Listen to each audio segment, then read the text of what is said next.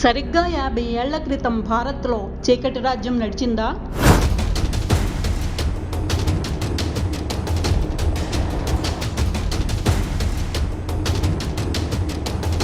ప్రజాస్వామ్యం మీద ఇందిరా ప్రభుత్వం పగబట్టిందా?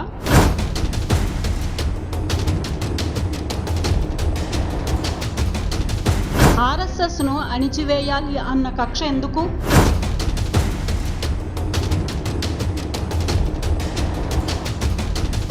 సంఘ్ అంటేనే ఇందిరా టీంకి అంత కోపం ఎందుకు?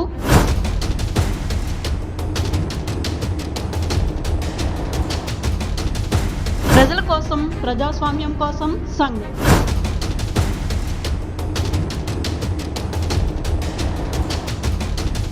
మన రితం తెలుగులో. ఇటీవల ఆపరేషన్ సింధూర్ జరిగినప్పుడు దేశవ్యాప్తంగా ఒక చర్చ జరిగింది. ప్రస్తుత ప్రధానమంత్రి నరేంద్ర మోదీ బలహీనంగా వ్యవహరించారు అని, ఒంటెత్తు పోకడలకు పోతున్నారని కొన్ని వర్గాలు వాదన తీశాయి. అందరి అభిప్రాయాలు తెలుసుకోకుండా యుద్ధాన్ని మోదీ నిలుపుదల చేసేశారని ప్రచారం చేసేశాయి.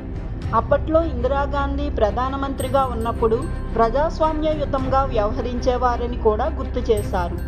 పాకిస్తాన్ మెడలు వంచి బంగ్లాదేశ్ను ఏర్పాటు చేశారని, అప్పట్లో ప్రజాస్వామ్య స్ఫూర్తి విలసిల్లేదని సోషల్ మీడియాలో తీవ్రంగా ప్రచారం చేశారు.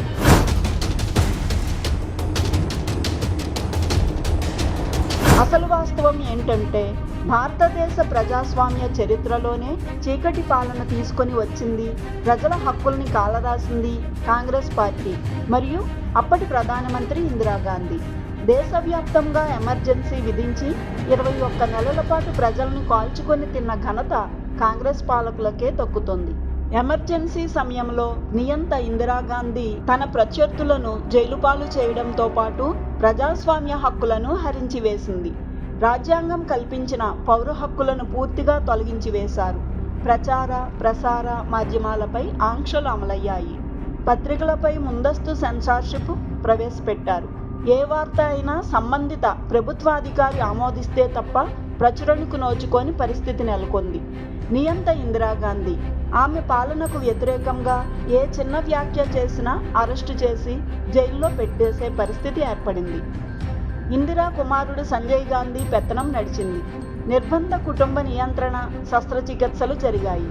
రహదారుల విస్తరణ పేరుతో ముందస్తు నోటీసులు లేకుండా ఇళ్లను కూల్చివేశారు. ఇలా అంతటా నిర్బంధ విధానాలు కొనసాగాయి.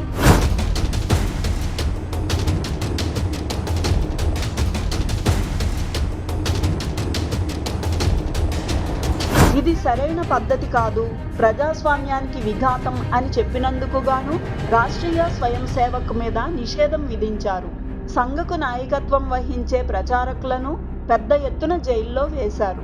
అప్పట్లో జైలు శిక్ష అనుభవించిన 6,330 మందిలో 4,026 మంది ఆర్ఎస్ఎస్, జనసంఘ్ తదితర సంస్థలకు చెందిన కార్యకర్తలే. అప్పటి ఆర్ఎస్ఎస్ సర్సంఘచాలక్ బాలాసాహెబ్ దేవరస్, ప్రస్తుత భారత ఉపరాష్ట్రపతి వెంకయ్య నాయుడు, కేంద్ర మంత్రులు అరుణ్ జైట్లీ, రవిశంకర్ ప్రసాద్, ప్రకాష్ జైదేకర్, అనంత్ కుమార్, రామ్ విలాస్ పాస్వాన్ మొదలైన వారు ఉన్నారు. ప్రస్తుత ప్రధాని నరేంద్ర మోదీ అప్పట్లో ఆర్ఎస్ఎస్ ప్రచారకుగా ఉండేవారు. మారువేషాలతో తిరుగుతూ ఉద్యమాన్ని నిర్వహించడం, అత్యవసర పరిస్థితి వ్యతిరేక సాహిత్యాన్ని పంపిణీ చేయడం, జైలు శిక్ష అనుభవిస్తున్న నాయకుల కుటుంబాలకు సహాయం చేయడం లాంటి కార్యక్రమాలు నిర్వహించేవారు.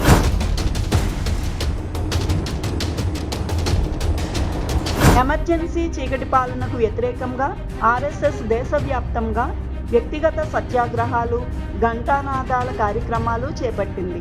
దేశవ్యాప్తంగా అన్ని దేవాలయాల్లో గంటలు మ్రోగించడం ద్వారా ప్రజలు తమ నిరసన తెలియజేశారు. 1975 జూలై 26 నుంచి 10 రోజుల పాటు వ్యక్తిగత సత్యాగ్రహాలు జరిగాయి. అన్ని ప్రధాన నగరాలు, పట్టణాలలో ప్రముఖులు ఎమర్జెన్సీకి వ్యతిరేకిస్తూ సత్యాగ్రహం చేసి అరెస్ట్ అయ్యారు. ప్రతి వారం 10-15 మందితో అన్ని జిల్లాలు, చిన్న చిన్న పట్టణాలతో సత్యాగ్రహాలు చేశారు. అనేక చోట్ల మహిళా సత్యాగ్రహాలు కూడా చేపట్టారు. కరపత్రాలు పంచుతూ ప్రజలను చైతన్యం చేసి అరెస్టు చేశారు.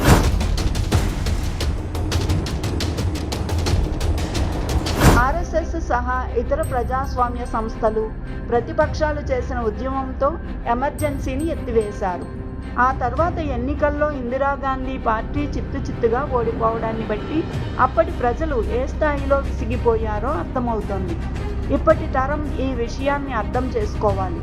దేశ ప్రజలను కాల్చుకొని తినడం కాంగ్రెస్ పార్టీ జీన్స్లోనే ఉందన్న విషయం తెలుసుకుంటే మంచిది. ఇందిరాగాంధీ, నరేంద్ర మోదీని పోల్చుతూ పోస్టులు సర్క్యులేట్ చేసే వాళ్ళంతా వాస్తవాలు తెలుసుకోవాలి.